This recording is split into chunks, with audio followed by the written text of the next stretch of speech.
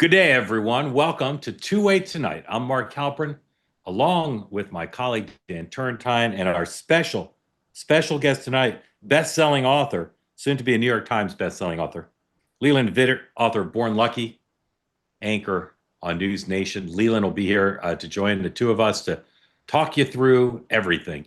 A lot of news today. A lot of it driven, of course, by the ongoing shutdown of the federal government, and a lot of it driven by the Vice President of the United States, who is tart, hilarious, aggressive. Dan, would you agree with all those? Tart, hilarious, Yeah, aggressive? absolutely. I mean, Yeah, you like to say MAGA with a suburban accent. yeah. I used to not have a great appreciation for the Vice President's sense of humor, but boy, do I now. He's funny. He's a funny guy. Anyway, lots of shutdown news, and then also some stuff with the New York mayor's race. We'll tell you about a new poll in Pennsylvania. Quinnipiac did a poll in Pennsylvania, and I'm going to crowdsource this to everybody, whether you're watching here on the Two-Way platform or elsewhere. They poll the unfavorable ratings of the politicians in Pennsylvania. John Fetterman, a Democrat, is substantially more popular with Republicans than he is with Democrats.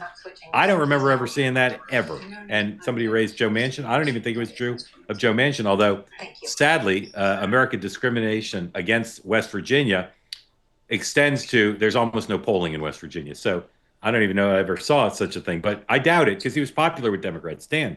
Mark, the only name that comes to mind is perhaps the God rest his soul, Joe Lieberman at the end. Was he perhaps more popular with Republicans? But by the end, he was an independent. Right. Yeah. Yep. I mean, this guy's literally Democrat, and as Dan pointed out in the highly rated and barely seen pregame show, he used to be considered like a left-wing Democrat. Like when he ran for the nomination, he was the left-wing candidate. So we'll dig into that poll a little bit. I'll tell you, if you spent your day trying to say, I'm going to watch every Hakeem Jeffries interview because I'm super interested in Hakeem Jeffries. I'm just going to ride my cable subscriptions and see it all. I don't think you could do it. Every time I look up, the man's on TV. Now the House isn't in session, and of course he's trying to get the message out, but he's breaking some sort of record. Not on TV as much as Regis in his heyday, but he's on quite a bit. In any event, Leland will be here in a moment. We'll talk about his new book. We'll talk about the news of the day. It's an incredible book, and you're going to hear me slavishly compliment it because I've read it and it's excellent. And we'll walk through the headlines, and then if you're here on the Two-Way platform, we'd love to take your questions.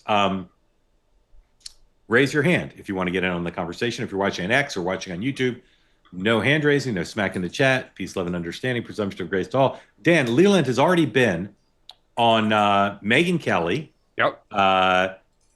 What's the guy's name with the white hair? Radio host. You know what I'm talking about. Come on. Used to be on MSNBC. Hair, that doesn't narrow it down. Used to be on MSNBC, Washington Post column. Guys, help me out here. Oh, Dan Abrams? Hugh Hewitt. Thank you. Hugh Hewitt. Yep. He's done Barry Weiss, Hugh Hewitt, and Megyn Kelly. And that's just like three random ones. My point is we're honored to follow those august appearances with a chance to talk to Leland about his book and about news of the day. So in a moment, all of that and more. Got some interesting poly markets to share with you as well. Let's see here. All right. But a word from one of our sponsors to begin the show. And that is one of our new sponsors we love, Fast Growing Trees. You've heard me tell you this story before. Show up at my doorstep, giant box. Looked like it could have been a very skinny refrigerator. It's like 7-foot tall box. What was inside? A tree. Fast Growing Trees. They will work with you in advance of your order to tell you what kind of trees should you get, indoor, outdoor. They'll ask you where you live, and they'll base it on the climate conditions where you are. Fast Growing Trees. And here's the great news. Perfect time to plant and perfect time to get a discount using the promo code Two-Way. Go to fastgrowingtrees.com. Order yourself a tree or maybe two, or get one for Dan. Sure. Fast Growing Trees, fastgrowingtrees.com. It's 15% off your order if you go and use the promo code Two-Way. And again, you'll love the website. If you have any interest in having a tree inside your house, outside, go to the website, fastgrowingtrees.com. You'll be like a kid in a candy store, except they're not candy, they're trees. All right, fastgrowingtrees.com. All right, let's bring in the soon-to-be New York Times best-selling author, Leland Vitter, who is kind enough to regularly host me on his show. Tonight, another O. Henry twist. The tables are turned. I am hosting Mr. Vitter. And whenever I'm on Leland's show on News Nation, he'll say, he shows a photo of Game Change, the same book you see behind Dan, and he says, that book is what got me involved in political journalism. I'm flattered and touched every time he says it. And now I return the favor to say, Leland's new book, Born Lucky, it's an incredible read. And he and I have been talking about the book and marketing the book for a long time. And I said, it's a two-part process. You got to write a great book, and then you got to sell it like you're, P.T. Barnum or Steve Jobs, whatever. And Leland, you're doing a great job selling your merchandise. You're like death of a salesman, but you're very much alive. So congratulations on the success. Where are we on Amazon as we speak? Last I checked, you were like 18. We're 21 right now. We took a hit because we sold out for a few hours. Right. No one has been more helpful in advice and understanding and gracious mentoring on not only the writing process, but the marketing process, the sales process, than Mark Halperin. So if you ever have a book to sell, he is the man to get advice from. It is unbelievable how 6 months ago he was telling me things to think about that I'm thinking about right now. Well, honored to be asked to help. And I will say, I've told Leland this, you all think I have various talents, flattered that you might think so. It's literally the thing I'm best at, selling books. Not writing books necessarily, selling books. I just learned how to do it. And at one point in my life, it was very important to me to be able to sell books. So I learned how to do it. But Leland, so excited for you. We'll talk about the book in detail at the end of the program. But just tell people what the book is about. Very briefly, the book is about my father's and my journey after I was diagnosed with autism, and his desire and quest to adapt me to the world rather than the world to me. And it is hope for every parent who has a kid who's suffering, not just with autism, not just with ADHD or anxiety, but just the bullying and the difficulties of growing up, for example, to give them real hope that my dad didn't have when I was diagnosed and back in that little medical office building that everybody's been in the waiting room with old magazines and stale coffee, when the woman looked at my dad and said, "We don't know what's going on inside his head." And my dad said, "What can we do?" And she said, "Not much." And this is to give every parent that hope that he didn't have. So luckily, the two-way community, thanks to the unfortunate assassination of Charlie Kirk, you've all seen me cry quite a bit lately. Leland's book makes me cry because it's a story about autism and grappling with that, which is much in the news. And I'd recommend the book just based on that. But the story of what his family did, it's incredible. Just an incredible story. Thank you. And as a parent, think about the love your dad showed for you and his determination, and then your determination to go from someone written off by some of your teachers to now hosting a show, nightly show on a big cable network, and writing a best-selling book. It's quite something. So congratulations to the book. Congratulations to you and your family. We'll talk more about the book at the end, but couldn't be prouder of you for what you've done. All right, let's run through some of the news. Again, the shutdown continues. There was a test vote in the Senate this morning. Same three Democrats who voted yesterday on the morning meeting. We had speculated about a dozen or so, maybe 10 additional Democrats who might vote yes, but so far none of them did. So there's rumblings about layoffs. There were some moves made by the president today to cut government spending. But I would say in the main, not much happened except a lot of taunting by Vice President in particular. So let's take a look. First, do we have number one? Number one, do we have that? I know we had a little bit of a technical issue. Do we have number one here? Yes, we do. Okay, here's number one. There's a headline from the Washington Post. A lot of discussion about Donald Trump's role. Trump administration seeks to exert control over government shutdown. Officials canceled projects in Democratic states, posted partisan messages on government websites, and warned that federal layoffs will begin soon. Undercovered story. This is where I want to, Dan, you first and then Leland. Undercovered story.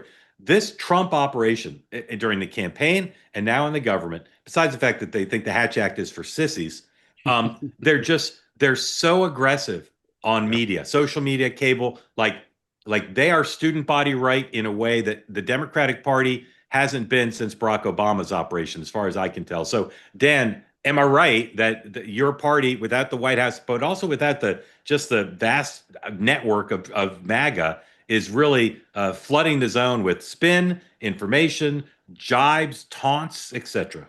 Yeah, no, it's like watching the varsity in college play a middle school team. I mean, they are completely coordinated, even out of offices emails. Some departments have been told in those messages to put that they are out of office because Democrats shut the government down. I mean, that's how across the board they have thought about teeing this up. And what you talked about Hakeem Jeffries, is Democrats, when they're being interviewed, are spending part of their time messaging on the substance, part of the time defending themselves and kind of explaining away and lashing out at the attacks. Whereas I'm sure we may show it, J.D. Vance and others are kind of laughing at the Democrats.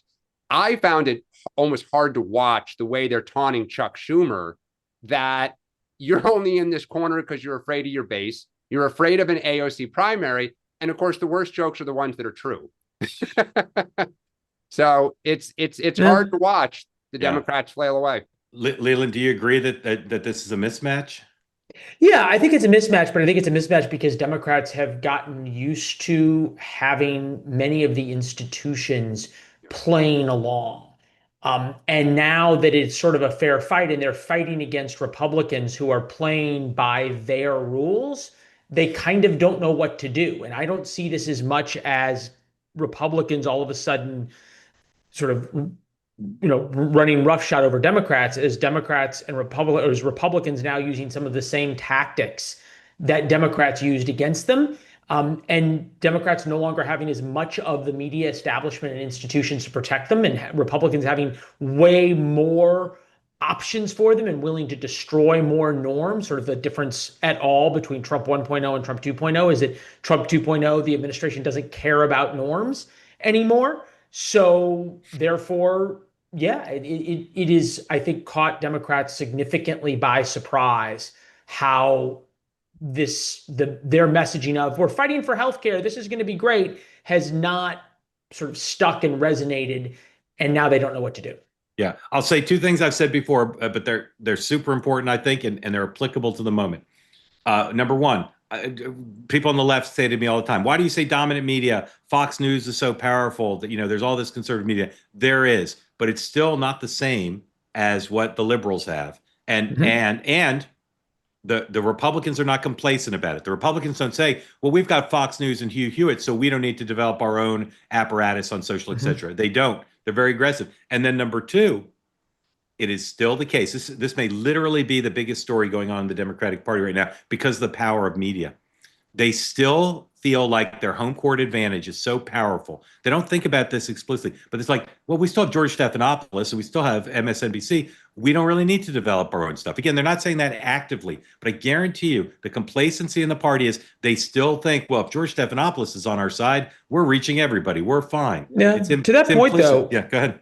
The speaker was on with Stephanopoulos this morning, and I thought Mike Johnson started hitting back in a way that even surprised Stephanopoulos. It does not, the way Republicans are fighting now is different. And I think frankly, also, this is the first time that there's been a government shutdown where it was Democrats who wanted to shut things down because they wanted something. And I think just trying to flip the script of saying, we're shutting things down because we want something, that doesn't fly with the American people. Republicans learned that back in 2018. And I don't think Democrats took note.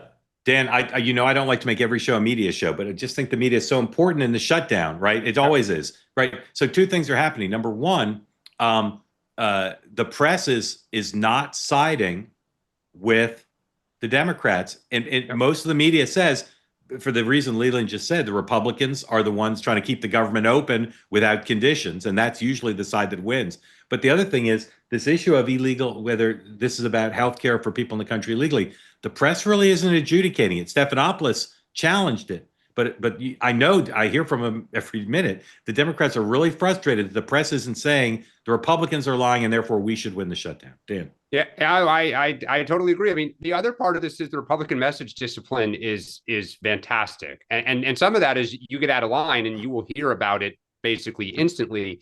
But you're right, and this goes to the fact that the Democrats, not just advocating for extending the ACA credits, but by putting in rolling back all these parts of the big beautiful bill, they walked into a trap there because there were provisions on immigration, on immigrants and illegals. Some of it you could say was duplicative because it was already illegal. But when the Democrats said we want to undo it, they had them. And so the media it's been pointed out to them by Republicans, like, see, here's the text. To your point, they're putting it on the table and the Democrats are hemming and hawing. Yeah. All right. I want to polymarket one thing. Our partners at Polymarket, as you know, a betting market where people can go on and wager on all sorts of things, on odds on weather and sports, etc. But they do politics. And here's a Polymarket. Will Donald Trump meet with Chuck Schumer by October 3rd, which is 2 days from now? Again, if this is not going to be settled by Senate Democrats just naturally starting to vote to open up the government, perhaps a Schumer Trump meeting will do it. And as you can see, it's down over the course of the day, 11% say yes, 11% odds, I should say, 11% odds that there'll be a Schumer Trump meeting. Leland, does that seem low to you? Do you forecast there could be such a meeting, or does 11% odds seem right? I think this gets resolved sort of by the individual votes. I think you were really smart, Mark, this morning to go by Democrat who can cave and who might cave. And you think about John Ossoff, for example, in Georgia and the pressure he's facing and others. That to me is where the sort of inflection point is going to be in this. It doesn't seem like Schumer, who at least so far has misjudged this, number one, but number two, Schumer's at risk from the left, as I can tell. He's worried about an AOC primary, and he needs to show the base that he's fighting. Whereas somebody like John Ossoff, senator from Georgia, needs to show the middle that he can compromise. So just looking at that, I think that exactly what you pointed out this morning is the place to be watching. Yeah, Dan, what are your thoughts on the same question? Do we think this is going to be settled just by the peeling off of Democratic senators, or could you see a meeting between Schumer and the president? I don't think there'll be a meeting, but I think it'll be like Leland said, kind of the bottom up, and it'll be Schumer to Thune that will ultimately kind of cut this deal or not object to the deal. Right. That will kind of end up going. But I actually think you can already see the contours. They're going to have some extension, and there's going to be an agreement to hold a vote on the Obamacare extension with some provisions that Republicans can say we improve the program. Right. Okay. Very well said. Here's someone who, although Leland's never been elected to the United States Senate or vice president, here's another political analyst who agrees with Leland on Chuck Schumer being afraid of a primary challenge. Here's political analyst J.D. Vance, number 8, please. It's hard to watch.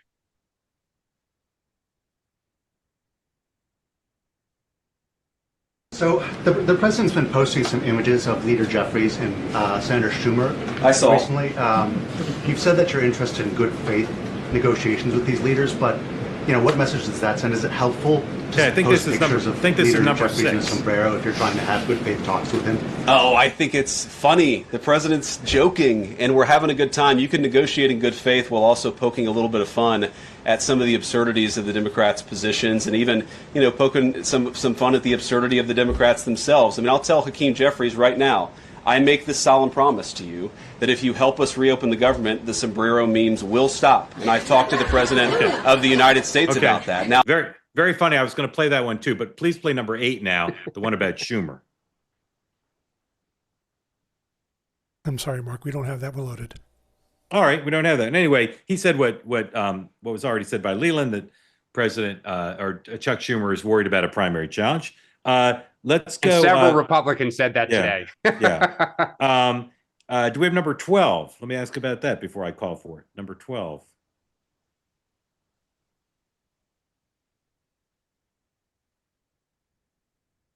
Do we have number 12? It's All right, Wednesday. Is there Jeopardy Please music? stand I would be by. remiss if I didn't ask you that as of the second we walked out here, This is Meghan the McCain with government Mike is Pence. officially shut down. According to New York Times Siena poll, 65% of voters say Democrats should not shut the government down if their demands are not met. It's wildly unpopular. What do you make of what's happening, and what do you say to people who are wildly frustrated? And average people can't just say, I'm not coming to work, and so I'm shutting my work down. And, you know, people really, really are very angry. Well, we went through a long government shutdown during our administration when I was serving as vice president. And it was over the issue of border security and border funding. We ultimately resolved the issue separately and reopened the government. But it was on a policy issue, on an issue that was affecting people across the country. It's one of the things I really commend the new Trump administration for, is ending the crisis at our southern border. But I think what's different about this time is that now the argument is not over one party wanting to spend more and another party wanting to cut spending, which were always debates that I welcomed. But rather, it's now the difference between the Republican Party that wants to add $2 trillion to the national debt and the Democratic Party that wants to add $3 trillion to the national debt.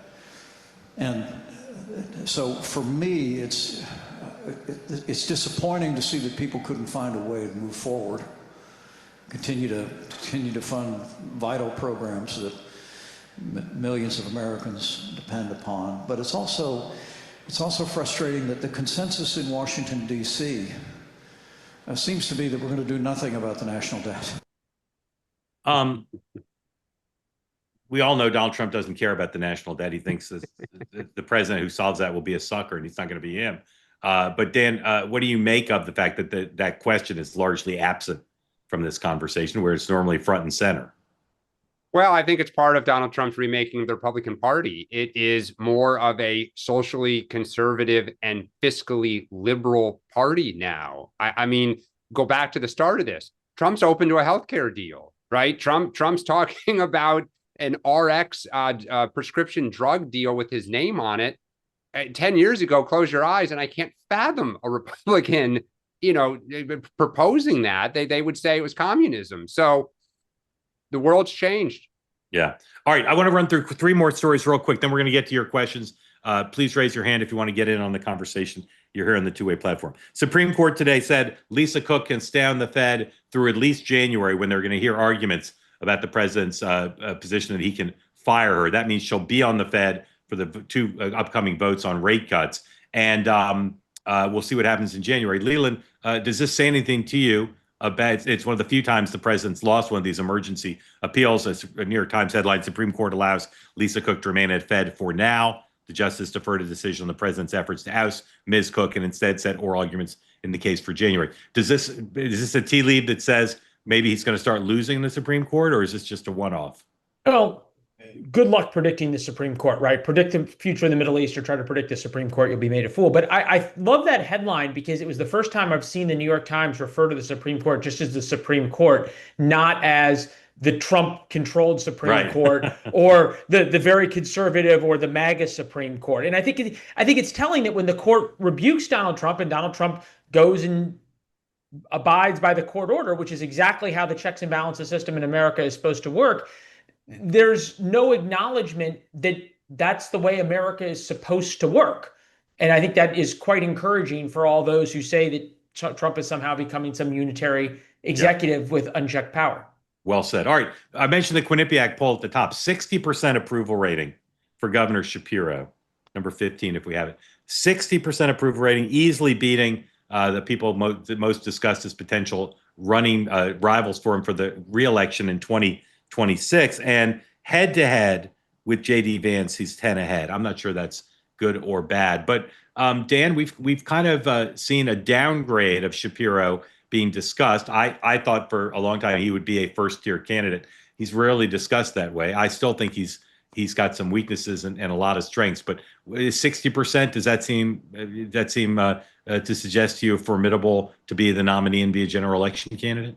Absolutely. I mean, Pennsylvania is still perhaps the ultimate swing state. And, we can say, okay, the JD Vance poll doesn't mean too much. I'd rather be up 10 than down 10. I mean, good luck trying to sell your candidacy if you're trailing in your home state, like John Edwards was, years ago. The thing about Shapiro that remains a mystery is he is laying in the weeds. And when he is attacked, going back to the Kamala Harris VP nomination, he doesn't respond. Now, that may be why he's at 60%, because he hasn't gotten in the mud either within the party or with Republicans. But at some point, if you want to start building momentum heading into 2028, win your reelection in 2026, but you got to show the party that you've got some kind of nimble fight in you. And he has not yet shown it. Yeah. Would you guys consider Mamdani going on The View to be in the lion's den? What's the opposite of the lion's den? Pussycat den? I don't know. Anyway, Mamdani, the front runner to be New York City mayor, went on The View today. And here's a bit of that. Number 17, please.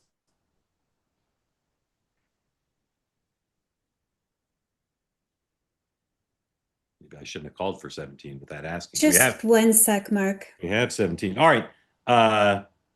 I'll wait. Donald Trump's obviously excited for you to be in the race. Even members of your own party, like leaders Schumer and Hakeem Jeffries, both New Yorkers, have been reluctant to endorse you. Kamala Harris gave what I would call sort of a tepid endorsement. Why do you think members of your own party have been hesitant to embrace you at this juncture? The governor of New York, though, endorsed you. She did. And what I would say is that Donald Trump is going through the stages of grief. First, it was denial.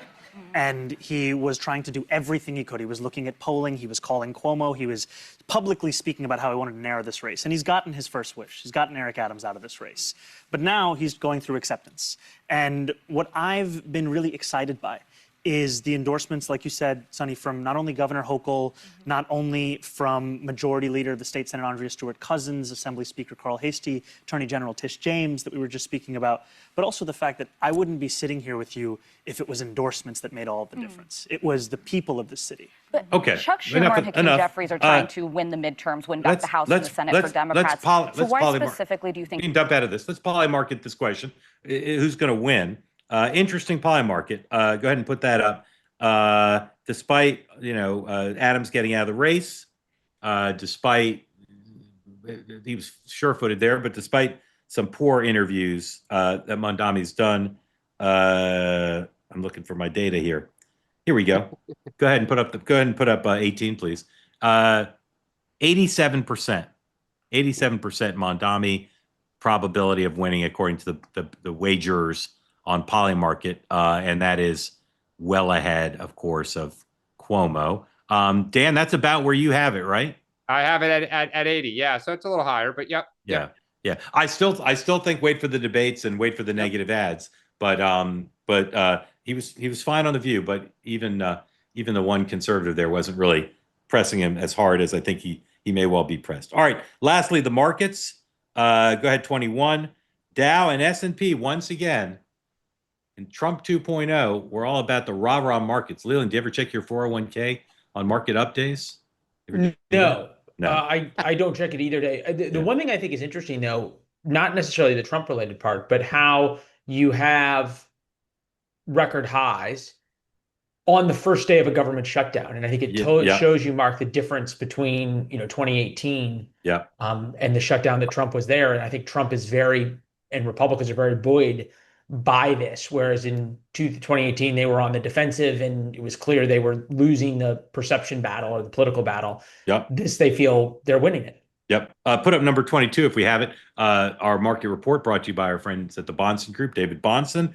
Everything's up. All the market indices up today. There you see Dow up, S&P up, NASDAQ up. And a reminder that David Bahnsen of the Bahnsen Group will join us, our community, Friday, 2 p.m. Eastern time, for an exclusive event for two-way community members to ask whatever you want. We're going to focus on the impact of the tariffs, but we'll talk about the macroeconomy in general. David, of course, runs his personal wealth management firm and very, very well aware of thinking about the markets and investment. And of course, Dividend Cafe, David's newsletter. To subscribe to David's free newsletter, read it every day as I do, and to register to join us Friday, 2 p.m. Eastern time, October 3rd, go to twoway.tv/TBG to be part of that. All right. in a moment, we're going to bring you all in. We're going to ask you to ask whatever you want of our great guest, Leland Vitter, author, anchor, son, brother, great American, author of Born Lucky, soon to be a New York Times bestselling author, I promise you, and Dan. So we'll get to that in a minute. So again, if you're here on the two-way platform, you want to be in on the conversation, I recommend you raise your hand now so you can get in. But before that, one more word for one more sponsor, which is Cozy Earth. Cozy Earth, longtime sponsor of this program. Why? Because they know how much you all love the Cozy Earth products, the sheets, the bedding, the shirts. Wore a shirt last night. Slept like a baby. Not the John McCain. You know the old John McCain joke? Slept like a baby. Woke up every 2 hours crying. No, I didn't sleep like that kind of baby. I slept like the baby that just slept through the night. And then the pants. I'm wearing the pants right now. You can't see it. I went out earlier today, Greenwich Village, dirtiest place in New York City. Wore these pants, fit right in with kids. I went to an opium den. Fine. It was minute this show ends. I'm going to East Side to a fancy neighborhood at a dinner where the entrees are $45. I will wear the same pants, ladies and gentlemen, because you can wear these anywhere and they're comfortable. Go to cozyearth.com right now. You can save. Dan, you know how much you can save? 20%. How much? 40%. 40%. 40% off your entire order. Go to cozyearth.com. Use the promo code two-way to save on everything.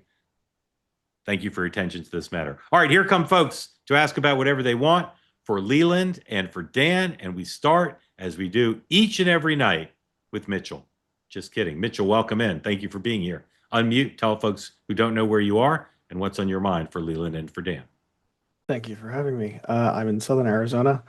And I had two things I wanted to talk about briefly. One is more of like a FYI kind of thing with the shutdown. And that is that I live in Arizona, which is a swing state. And the primary group that the shutdown is going to affect for my state is going to be the seniors who have moved here, which our population of over 65 has been increasing as California has become pricing seniors out of its market effectively. A lot of them have retired and moved out here. And so that vote is the one that the shutdown is going to be affecting first and foremost for my state in particular. And then I have totally forgotten my second thing. Okay, So- well let's get reaction to that. Leland and then Dan. Leland. Look, I think the issue of how it affects each subgroup differently does matter, and you're right, in different states that it affects all these subgroups differently, and it's going to affect, for example, government workers in states that have high government worker populations probably the most. I'd almost be thinking right now about Virginia with the governor's race coming up. In terms of sort of how Democrats are looked at about that, and how Abigail Spanberger is going to deal with government shutdown, and how she's going to message about Democrats in Congress, because she used to be one.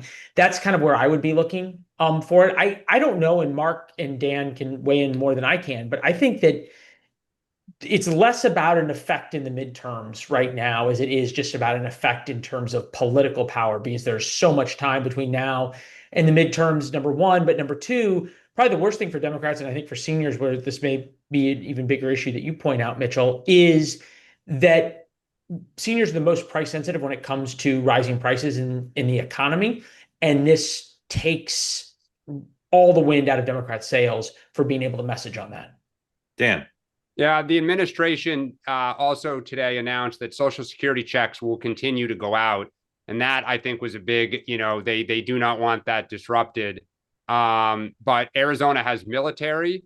Arizona has state universities that are very prominent. They've got the energy sector. They announced today that they're going to cut some of these clean energy provisions. So Arizona is a big state. Ruben Gallego is somebody that I would watch to potentially cut a deal for the reasons that you just described. Yeah. Mitchell, if you remember your second question and it's short, ask it now. Otherwise, blow us a kiss and say goodnight. I was just going to comment on how the talking points for the two sides on the shutdown, as far as the illegal immigrant component of healthcare, is sort of frustrating, because a lot of it is based on perception, in that a lot of people who Republicans think of as being illegal immigrants, who are people who came over here but then registered as asylum seekers that are in the system somewhere, do qualify under things that the Democrats want. And so they're talking about those people as illegal immigrants still, even though they're asylum seekers or whatever. And then on the other side, you've got the Democrats who are saying, no, illegal immigrants get nothing because they're talking about those legal status people as not being illegal immigrants. And so you get kind of this cross signal thing that makes it very hard to track if you're just watching news coverage. Yeah. Mitchell, thank you. Grateful to you. You guys want to comment on that? I mean, it's just, it is hard. People are throwing around stuff. You know, I think, Mark, you talked about on Two-Way Tonight yesterday. Some of this is even money passing through to states and then what the states do with the money and who's eligible in certain states. It's, you know, as is often the case, the truth is somewhere a little bit in the middle. Yeah. Leland. Ro Khanna threw Democrats under the bus today when he said, well, but it's actually just a very little bit of the money that goes to illegal immigrants. And it completely blew up all of Democrats' talking points on this. Yep. Yes. All right. Evan is taunting me because the Yankees are winning 2-0. So taunting me with that fact, although the Red Sox have a history in this series of coming from behind to win. Well, that's Wrigley. Did the Cubs win or did the Padres? They were losing. Won. Yeah. Padres won. Yeah, he's taunting me not with the Yankees, but just the concept of baseball, because I'm a little on edge right now because I don't like being down again. Evan, welcome in. Thank you for being part of the two-way experience. Tell folks what's on your mind for Leland and for Dan. So first of all, Leland, I listened to the interview with Megyn Kelly the other day, and it was fabulous. And your story was fabulous, and it was very moving. It really was. And Mark, if you don't want to talk about this, you can just mute me.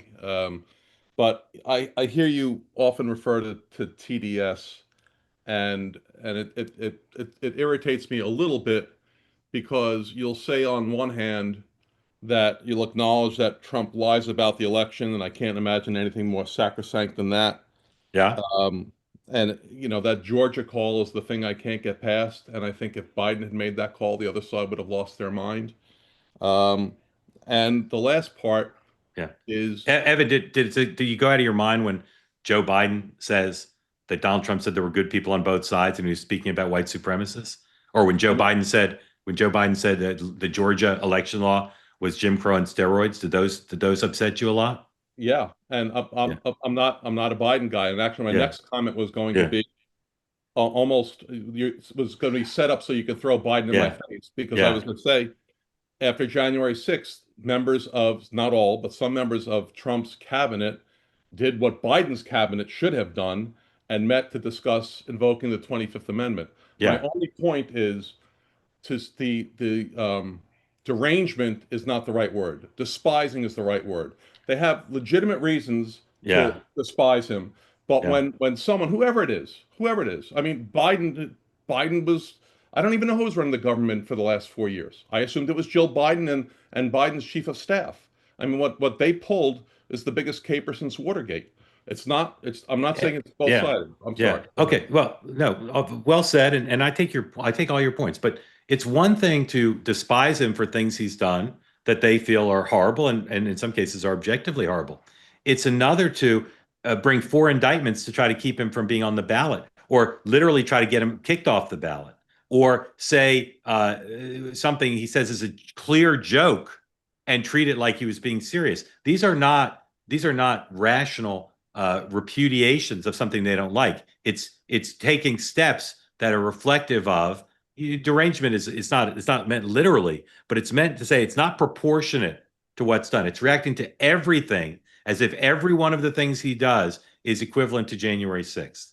That's what it's in reference to. And that wouldn't be fair. The one I focus on, frankly, is the Georgia one. Unless you're saying the Georgia one was somehow meant in humor, which I would challenge.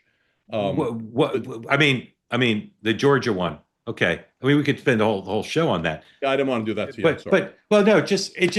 I mean, if you take literally what he said, find me the votes, meaning go back and count. My point is, there's a charitable view of what he did. I'm not endorsing it, but there is a charitable, more innocent view than ordering. But in addition, he has no power to order the Secretary of State to do anything.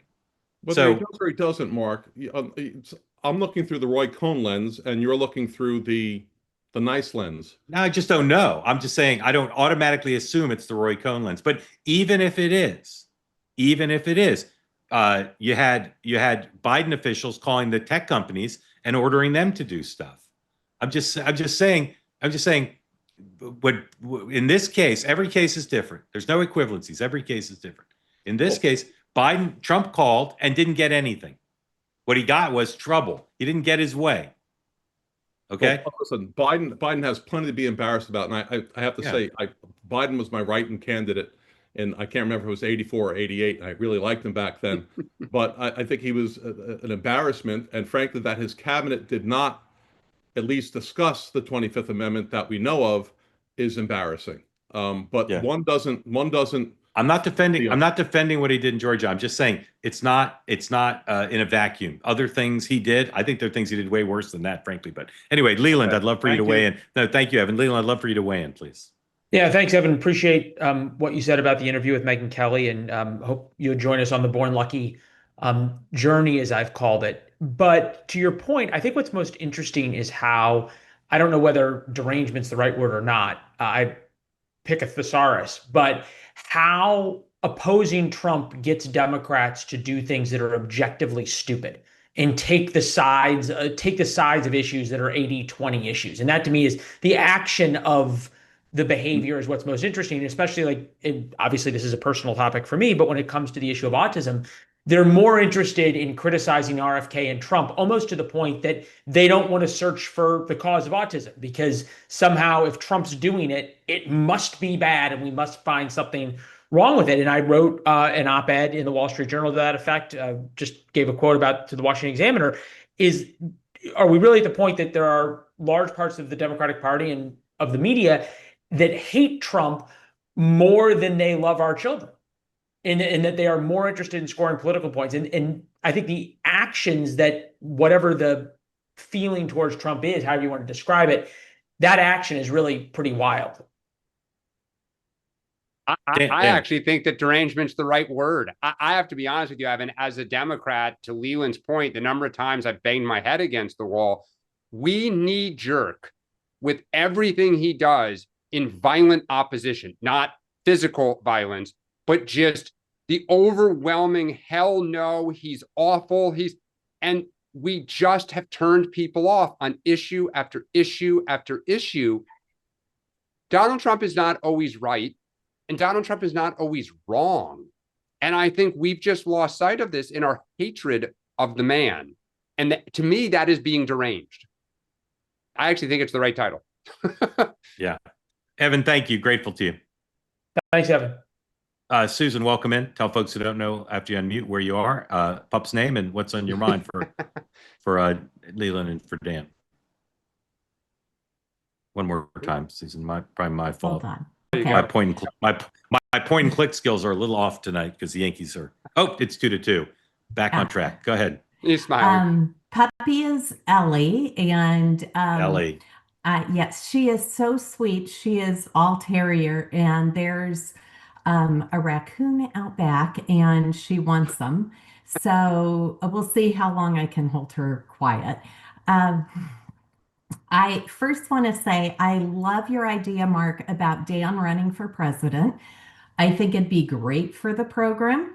And Dan, you'd be surprised how many conservatives would vote for you. And then are you on board? Are you on board with the current slogan? I am. Yeah, yes, we Dan.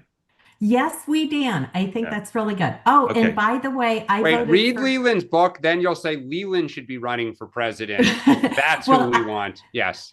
I am going to be his wife may divorce him, but Leland. That's okay. Yes.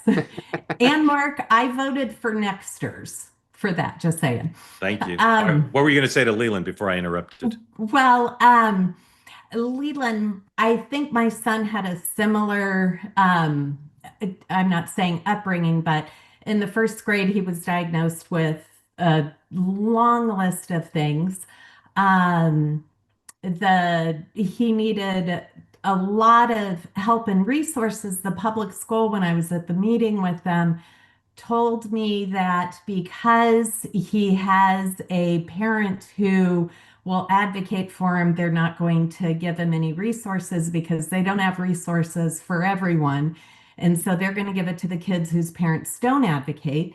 So what they offered was my son to be in the behavioral class, behavioral problems class. So I went home and told my husband we're homeschooling. And I homeschooled my kids all the way through.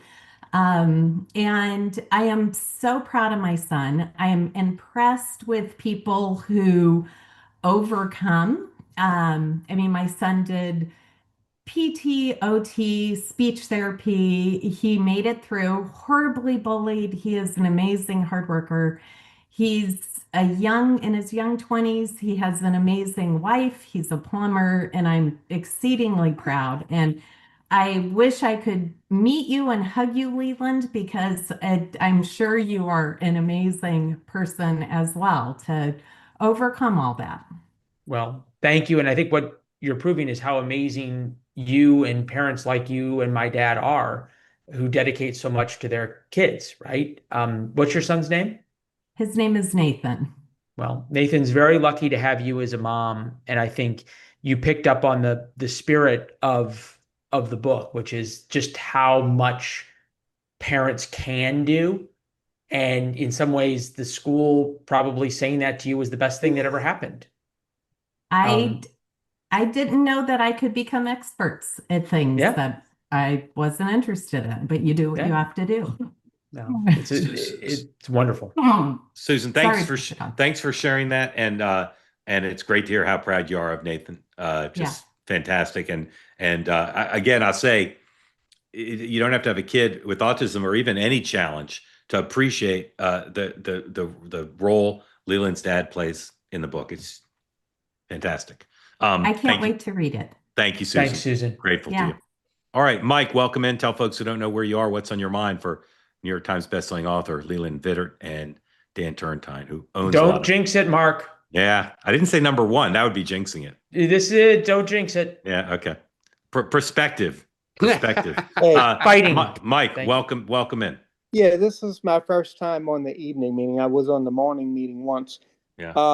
Welcome in. And just to repeat, I'm a lifetime Republican, but never been MAGA. Matter of fact, I have my T-shirt from Nikki Haley's campaign when I was permanently banned from making a combination of campaign contribution to Nikki Haley. But I voted for Trump 3 times because the Democrats were just always too far to the left of me, and lately they've become even further. Also, I'm a retired federal employee. Used to have to work every fiscal year end as an accountant, which I hated every fiscal year end, and seen my share of shutdowns over the years. But my comment really I wanted to make today was going back, which triggered some stuff with the Charlie Kirk thing. You know, like I said, I've never been MAGA. I've never followed Charlie Kirk. I knew what he did, and I liked some of the stuff I saw. I never followed it. But his assassination didn't just light a match under the feet of MAGA. At least from the people I know, it lit a match under us as well. And now we will do whatever we can to vote against basically Democrats. And one of the frustrations we have, and some of my friends and I have, is that over the years we've been called racist. We've been called I've been called homophobe, and I'm a gay man because I don't agree with the people in the gay community who a lot of them over many years wouldn't be friends with me because of my political leanings, which certainly doesn't show the acceptance that they supposedly carry. Yeah. Mike, I need to ask you to get the question only because we're a little short of time because we need to end a bit early tonight. So go ahead. Okay. Well, just real quick, the whole thing was with the media thing, especially. I always detested Donald Trump because of the way he talked with them, the way he talks. But everything he says gets repeated or reported by the media, where everything the Democrat says is actually praised. So it's not a fair advantage. So I just wanted to say freedom of the press is useless if you don't have fairness of the press.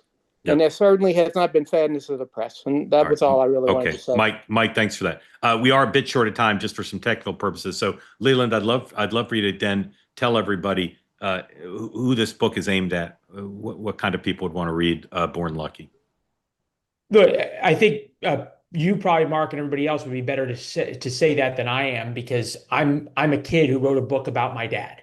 And that's what this is. It isn't a prescription. It isn't a cure, but it is proof and hope for parents of every kid who is struggling. And there are so many kids out there who are struggling right now the way I did with bullying. I mean, I think about what my parents went through, Mark.